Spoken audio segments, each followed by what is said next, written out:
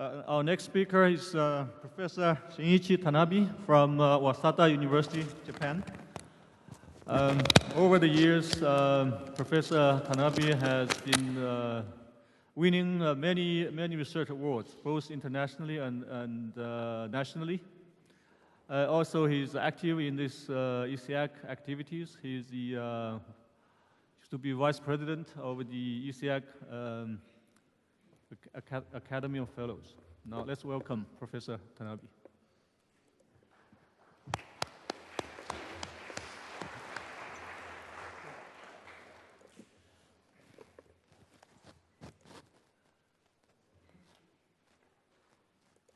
Thank you very much for kind introductions. So last night banquet is so good. So I'm very afraid, so nobody here, but thank you for coming. So today I talk the past and present and the future for the comfort and energy issue. Especially we had the very severe earthquake, 2011. I may share the experience with you.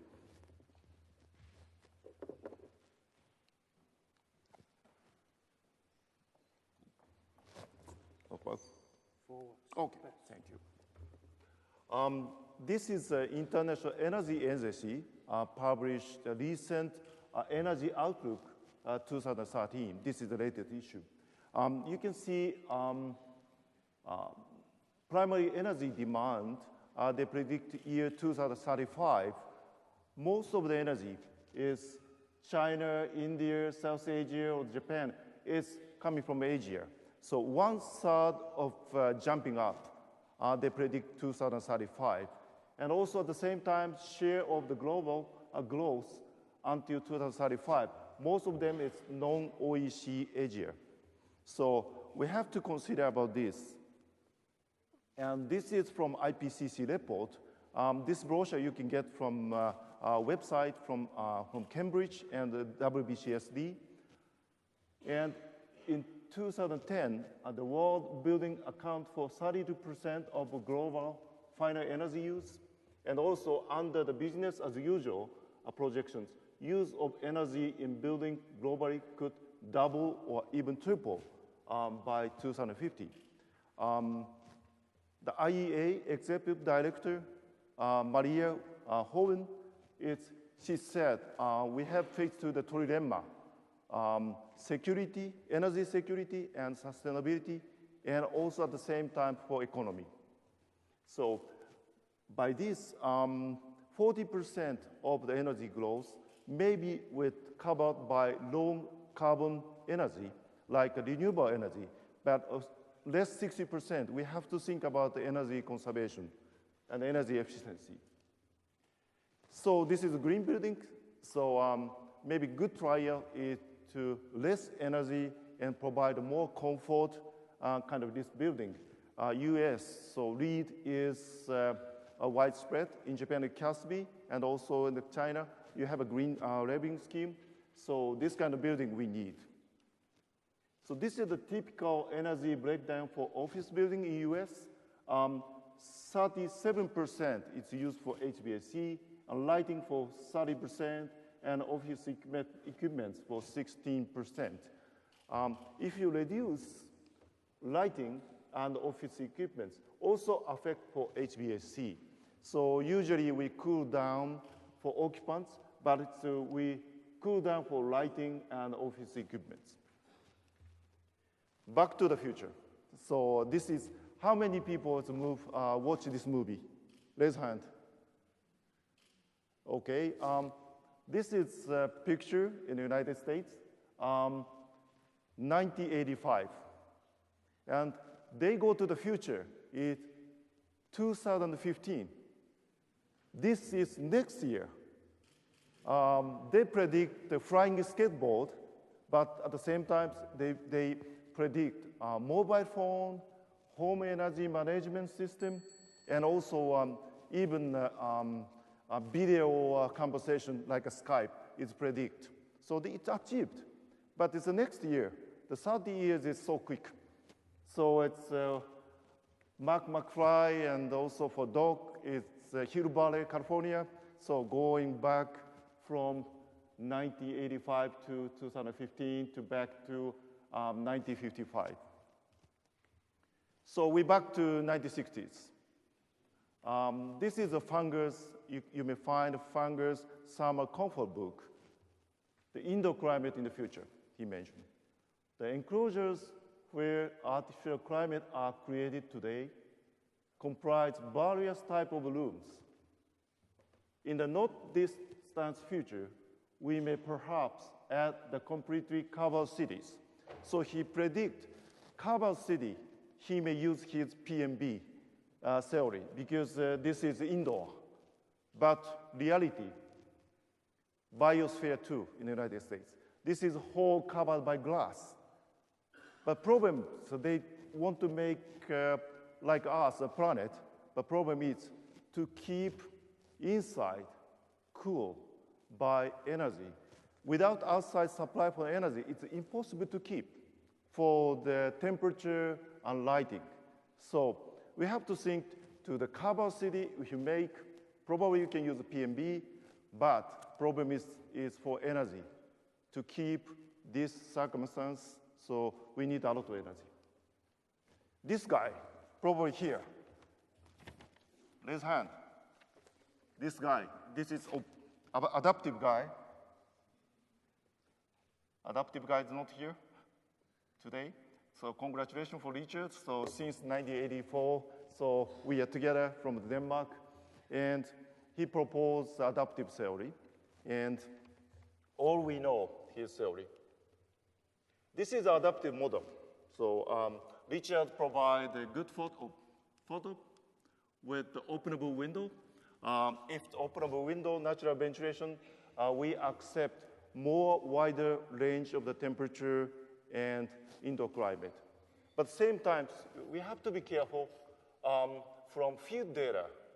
Outside temperature, and this is field data, and indoor comfort temperature is predicted by PMB.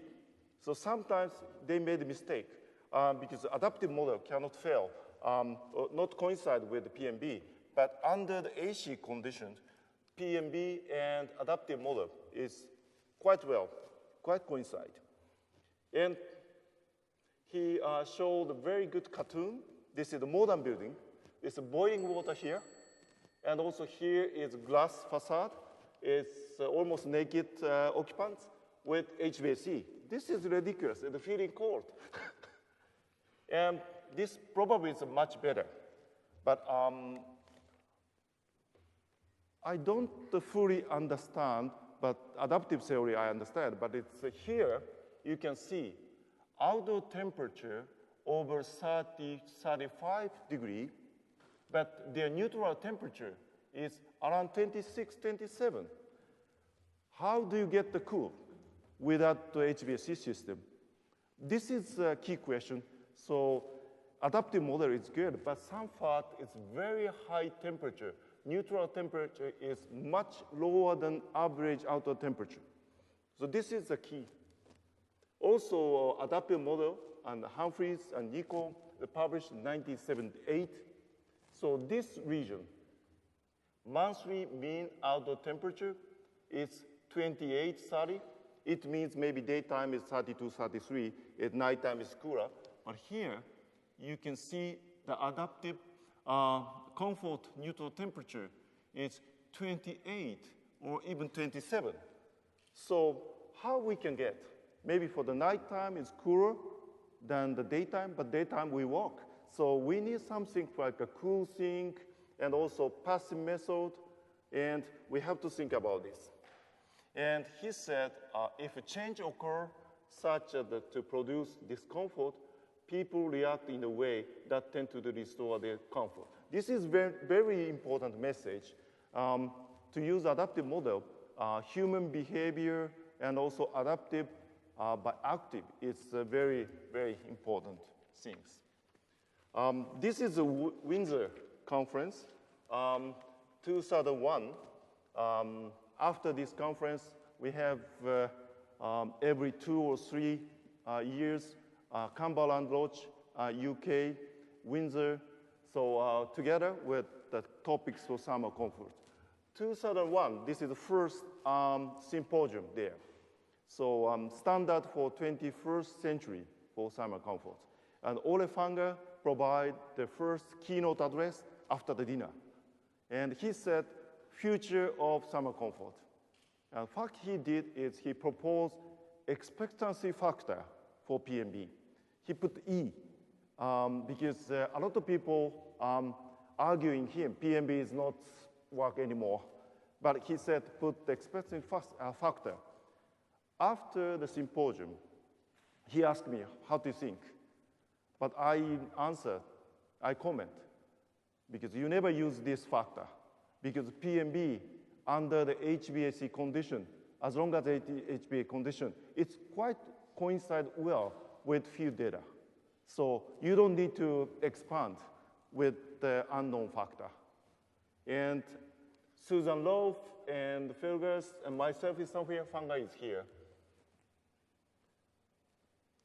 So old boys.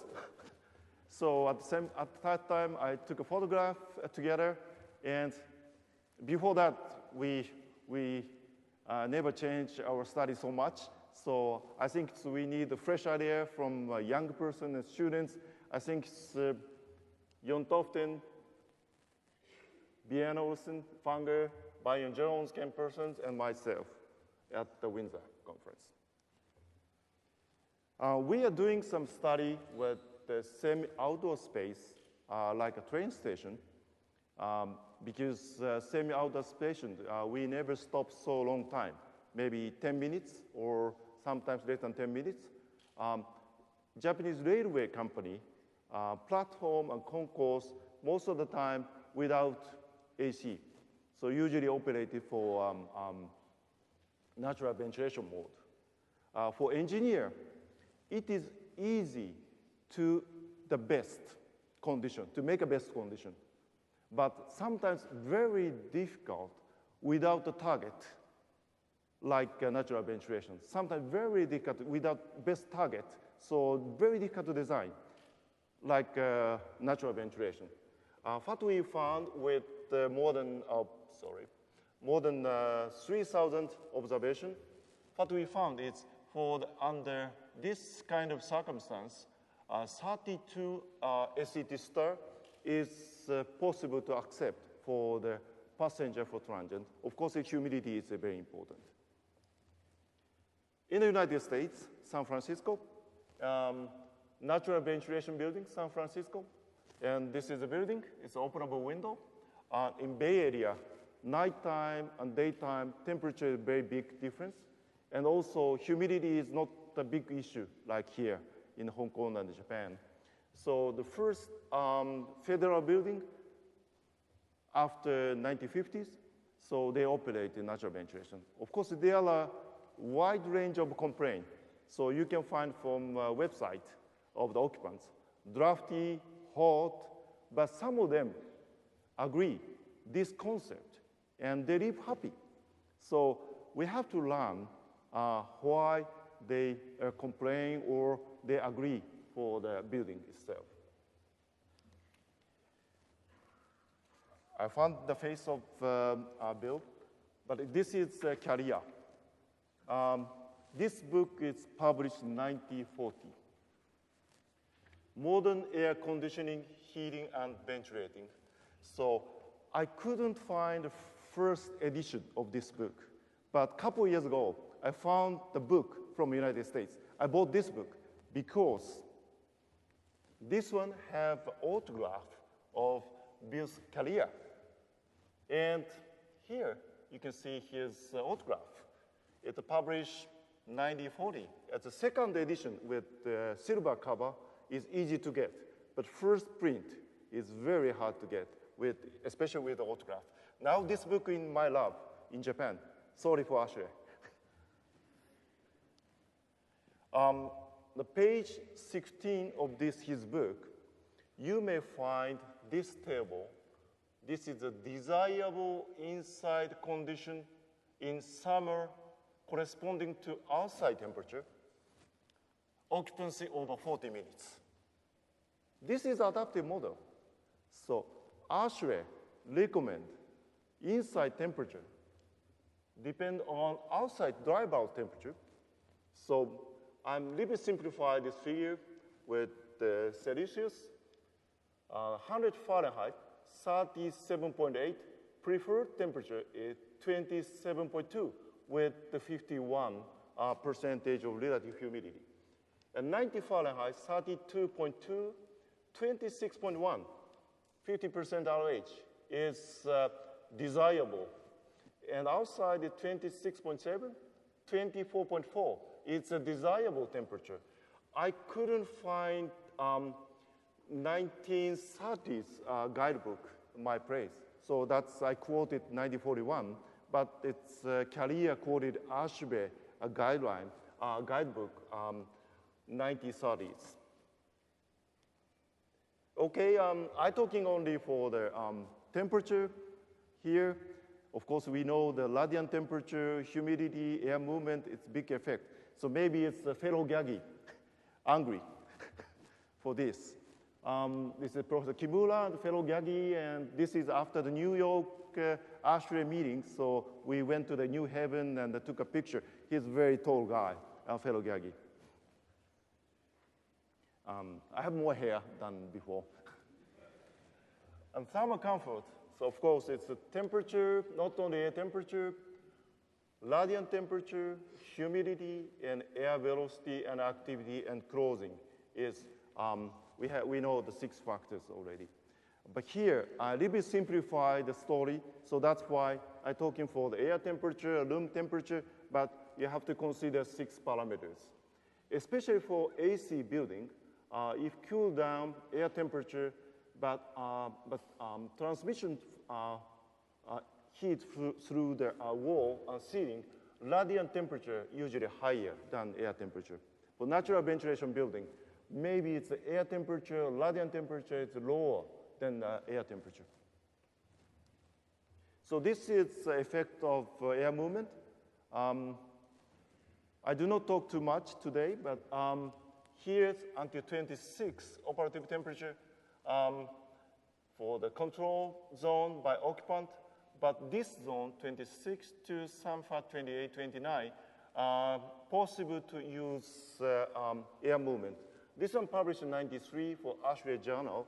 A lot of researchers plotted to the preferred air movement or effective air movement. So this is Asian closing. This is a correction myself. It's very important for the closing, Asian closing.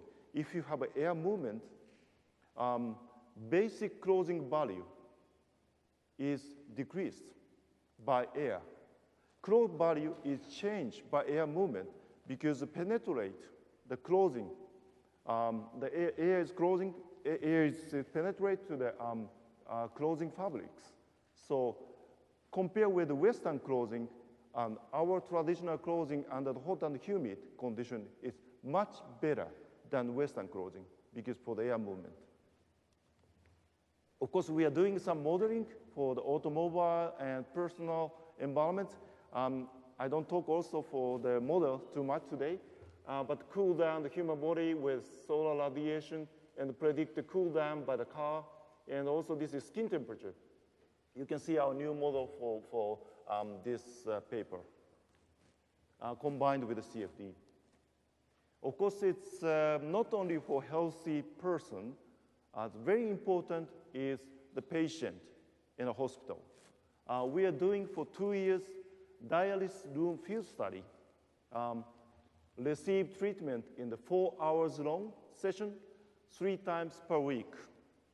And also for the work, the nurse and doctor working through the weekdays. So this is a room for dialysis room. So we measure for 2 years. What we found for the patient, they prefer 26 over 26 and close to 27. But for the nurse and doctor, they prefer 25. And especially this patient is very weak for draft because of their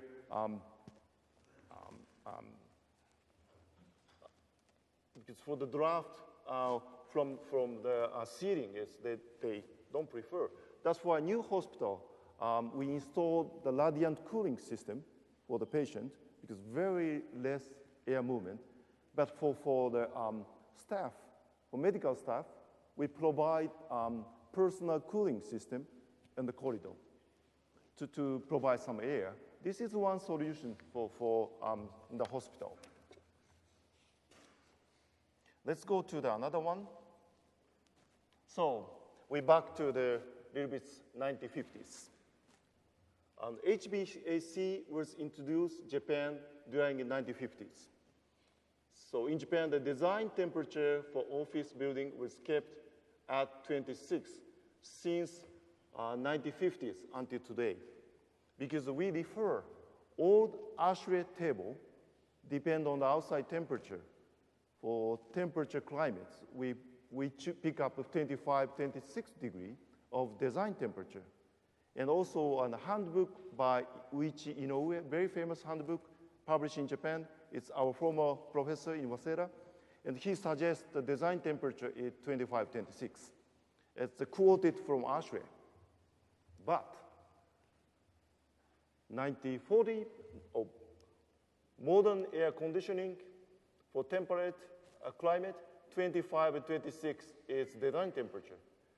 But 1965, Carrier handbook, they changed design temperature. Because high quality building should be 23, 24. So they consider cool building should be cool. And ASHRAE handbook, so they also follow 24. So probably this is maybe more modern 1940s, but it's for the high quality building for 24 hours cooling. So they suggest lower the temperature inside. Then indoor temperature. This is the field measurement result. Hong Kong, 23. So probably this room is 22, 21 sometimes. Sorry for Hugo. But Singapore, even lower, 22, 23. Oh, forget about this, but it's UN for headquarters is 22.2, conference room set to 21.1. Japan keep 26, because my estimation is Singapore, Hong Kong, most of the place, they introduce HVAC system after 65. Probably they use a new handbook of ASHRAE, so that's why they design. But design temperature is very important, not only the real room air temperature, but also for the number of coils, how much flow, and temperature for the cold water, and everything related to the design temperature. So that's why if you lower the design temperature, you have to change a lot. So, and also for defumication you need in South Asia. So that's why they keep, that's my estimation. And this is the data for IBM. It used to be IBM headquarters in Japan. So they have a recording system, long time. So we got the data. That's complete 1971. But they have data, computer data, for the real indoor air temperature after 1980. So it starts 25, 26. This is June, July, August, September temperature, mean temperature.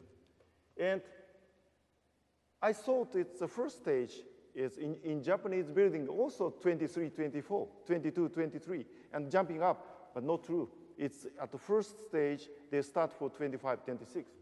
And then this year, 1985, something happened because we use a mainframe here, this building. But personal computers in offices, everybody has a personal computer. Its internal load is increased. And then it's the temperature up. And then they have some renovation this year, and they're going down to meet the internal load, but gradually up.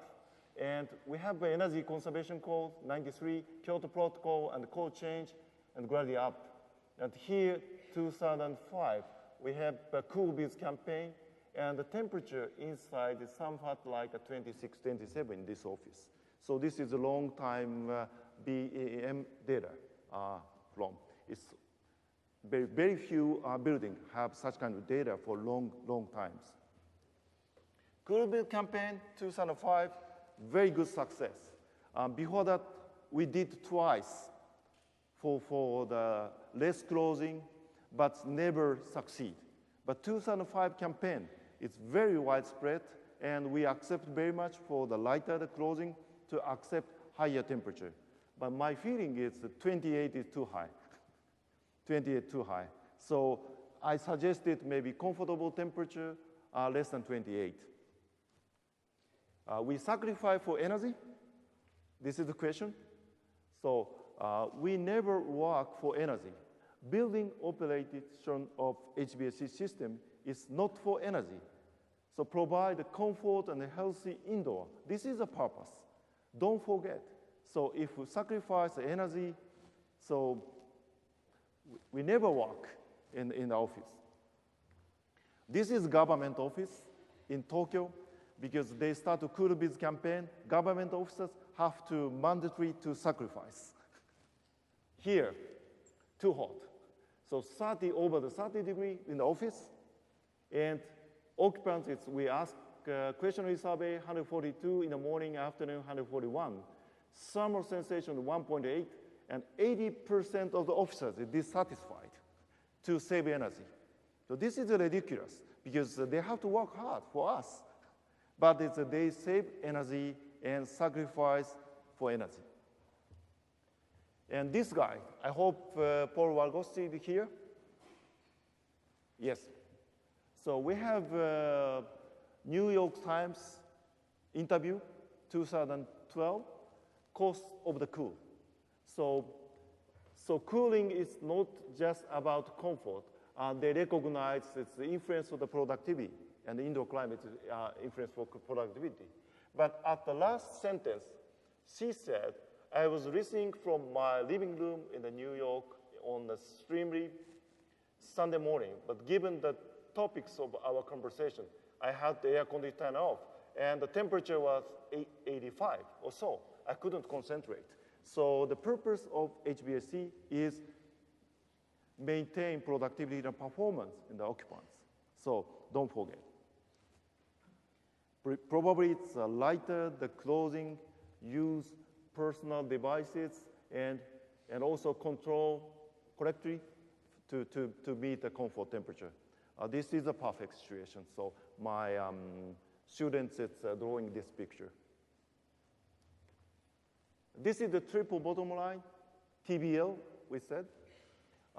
Environment and the social and the economics. These three is bottom line. So sustainable society is coming from here. But it used to be a business is we have a profit or non-profit or not, or revenue or expense. It's a bottom line for the business. But now, people and planet and profit, 3P, is quite important. This is the bottom line of our new society. And also at the modern society like Hong Kong, Beijing, Tokyo, knowledge-based society. It used to be agrarian society is farmland is very important for productivity. But industrial society, factory is very important to keep clean room clean. But now, knowledge-based society, where is important? Office and the university and lab and office is very important for the knowledge-based society. Why we have to sacrifice for energy? So we can do the both, productivity and energy issue at the same time. We should do. We conducted some call center study because call center is easy to measure the performance of workers.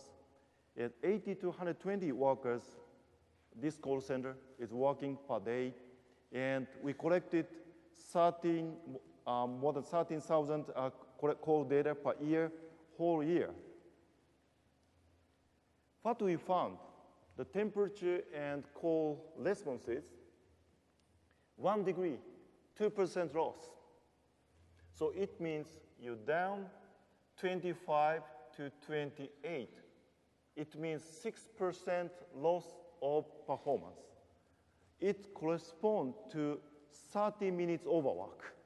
If you lose 6% of productivity, so you have to more 30 minutes more. So, which is good. So you sacrifice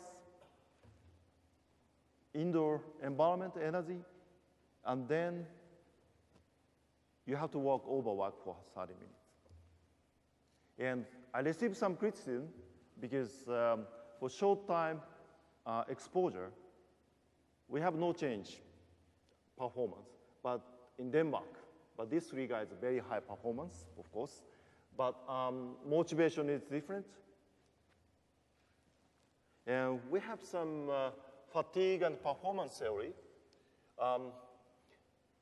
Indoor environment quality is not sustainable for work. Mental workload increase, but short time exposure, we can keep momentum. But for the long exposure, undesirable condition, mental workload may be constant because we became fatigued.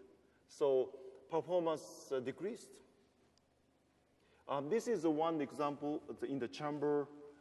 We learned some experiment with the score, mathematical score. We asked the personal rate of complaint of fatigue.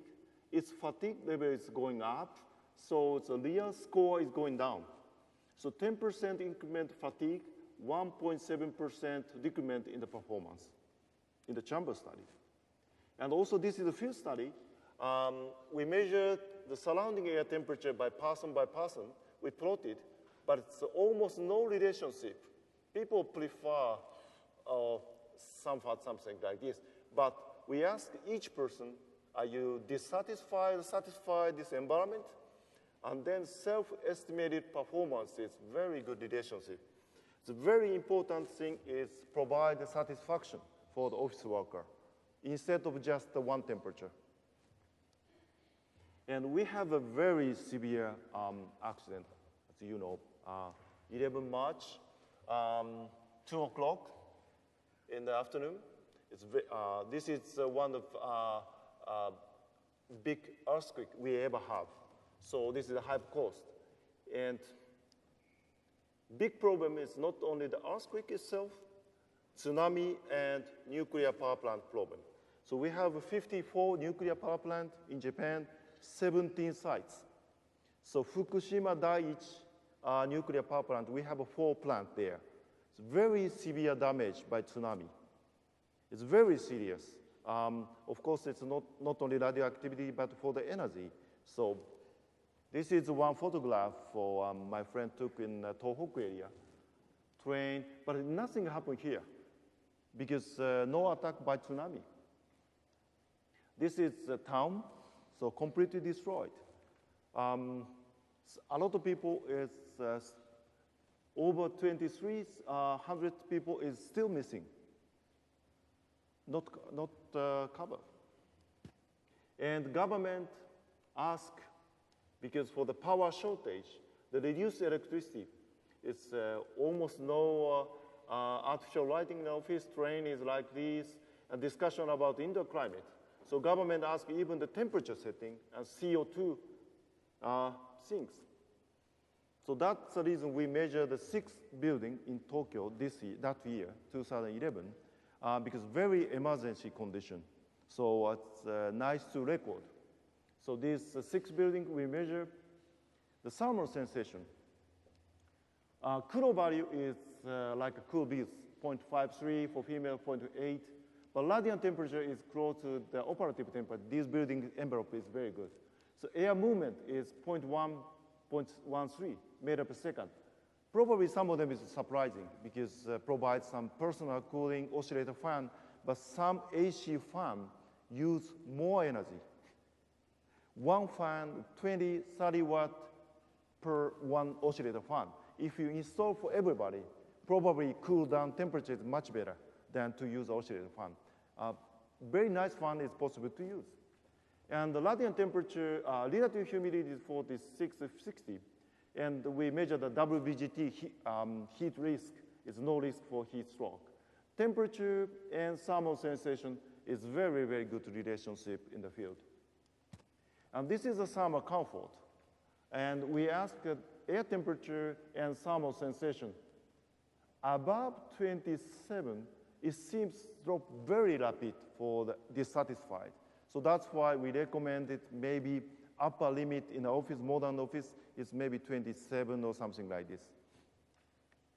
For lighting, even the dark, almost no complaint. So it used to be 750 lux in Japanese office, but after the earthquake, we down to 500, even more. But it's, of course, it's, some people, it's like me with the far sight. So it's a problem for the 300 lux. We have to provide something like a task lighting system. And this is temperature satisfaction for IAQ. We categorize two groups for below 1,000 ppm CO2 and above 1,000 ppm CO2. It's clearly some difference between the ventilation rate effect. But room temperature effect perceive air quality very much. This is already found in the lab with Fanley and Fanger in Denmark. In the field, this was confirmed. So depend on the room temperature, perceived air quality is also changed. And we have a Waseda database. It's a long time we measure the real office. We pick up the summer season only, 60 cases from 27 office buildings in the greater Tokyo area. 3,692 individual data with assessed for indoor environment. We measure data is 2003 to 2013. Lighting. Pre-earthquake, it looks like 751 lux in the medium, but under the 2011, it's down to 440 lux. It's going down. But satisfaction level, this is slightly down, but it's almost no dissatisfied. And after post-earthquake, 2012, it's down to 390 lux. It changed. Attitude, behavior change. CO2, 684 ppm, 749 ppm, and 770 ppm. So they keep ventilation rate. It's to meet the code. Temperature. Before earthquake, some of the office building is very high to keep cool breeze campaign and set point for 28. But current year, 2011, some building is over 28. But they recognize post-earthquake, too high temperature is less productivity. That's why temperature indoor is going down, 26.3. They keep comfort temperature. Humidity is no more change, 49, 52, 55, no big change. And this is a kind of rule of thumb. Lighting after the earthquake, 650 lux, maybe down to 500 lux. Change attitude. It's lighting, it's a 20 watt per square meter used to be, but now with the advanced LED system, some of the office building is run for 5 watt per square meter, very down. And office equipment, we have a special program, or we never use, some of the company never use desktop. Now they use a notebook, down to 20 watt to 10 watt. So dramatically decrease cooling load. And the building envelope is more important. And this is same floor, working for more than 100 people. It's 1,000 square meter. We measure all years, long years. 2007, 8, 9, 10, 11, 12, 13. It's going down. Electricity demand is going down. Because of office equipment and lighting is down. This situation keep after the earthquake. So then this one reduced the demand for HVAC system. But HVAC system going back a little bit because they feel very hot during the earthquake, after the earthquake. So that's why, so after 2012, electricity consumption is down, but because of the internal load. This is one typical day in the office. It's the same kind of people is working in the same office. This is the measurement data, so attitude is changed.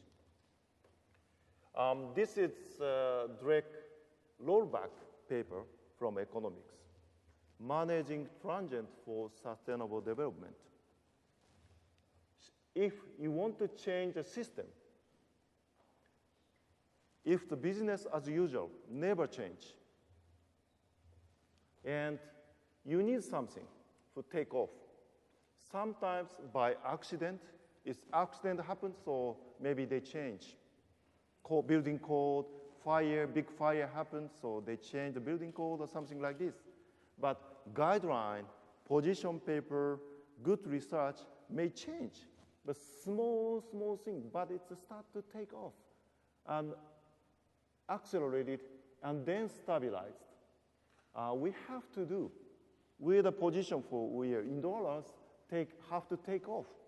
So not by accident, but we learn, and also R&D and the position paper guideline by EASIAC may start to the new sustainable world. This is New York, 1987. Myself is here. This is Jim Wood, founder. And I suggest to change my lifestyle. This is me. Very important is to have a green hair. I have long hair, but I cut. This is green hair. I don't need any domestic hot water supply for shower, not too much. Less shampoo and dry towel, I don't need big one. And even the electricity consumption is very low, just like this. So change your lifestyle. And then reduce energy, sustainable. This is very sustainable. Of course, it's zero energy building. It's good. So because we keep comfort and productivity, but less, almost no energy, even the positive energy. This is the one key to solve the problem. But in the future, this may be changed. The smart grid and the new approach, it used to be a power generated like this conventional power plant, deliver and we use. It's only one way. We use energy in the building, of course, save energy, change set point temperature, the house may be changed. But we introduce renewable energy. These are very unstable. So if you keep frequency and voltage, grid should be smart. Otherwise, you cannot use so much renewable energy for the grid. So that's why buildings should be smart and house should be smart. But sometimes for smart house, if the energy demand and response, very hot summer day, they cut HVAC system. This is ridiculous. So they want to cut the energy, but our indolers know how to do. How to keep comfort and response for demand signal. Manage is very important. BMS, HMS, community energy management system. For this, it's probably it's a new approach. We built a new zero energy house with a smart control this January because we have a domestic solar decathlon competition in Japan. But we propose this house, but this one is with a very, very cheap chip, with Arduino chip, possible to use architecture students. So change some temperature outside and inside, so you can feel outside is good. Maybe open up a window. And also this one is energy consumption, but looks like heartbeat. If you use more energy, this lamp is start to heartbeat. So it's very important how to make a program and software we know how to do. And also smart control. This August, September, the big change. Apple started HomeKit. It's a measure for the room temperature, outside temperature, then send the signal to your AC system by Wi-Fi. Very easy system. And also Google started Tango project. So your mobile phone, take a photograph of your room, 3D digital image coming. So behavior study. It's very easy. So you have 3D image for indoor climate even in the future. And also, this is Nest by Google. This is the intelligent thermostat. But this one coming from this thesis, PhD thesis by Teras Evelyn Prefer, 2009 from Berkeley. It's actually Ed Allen is supervised this thesis, the Californian Dreaming, the design of residential demand response technology with people in mind. So the patent of the Nest, first line coming from this thesis. First reference is her thesis. And also, I already used the indoor weather station. It's possible to measure temperature, humidity, CO2, sound level, very cheap price. And you can get from Amazon. So maybe change in the future. Okay, this is a conclusion. The world's building account for 32% of global final energy use. Business as usual projection, that could double or even triple 2050. Towards zero energy building is important. Many mitigation options promise multiple co-benefits like indoor environment and productivity. We need R&D and learn more from best practice to make transition. To create good future, like Back to the Future, indoors can contribute very much. Thank you very much.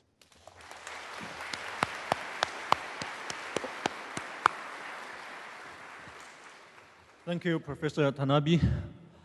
On behalf of the organizing committee, I thank both speakers, Professor Jiang and Professor Tanabe again. That concludes this plenary session, and let's enjoy a half an hour break. Okay, thank you very much.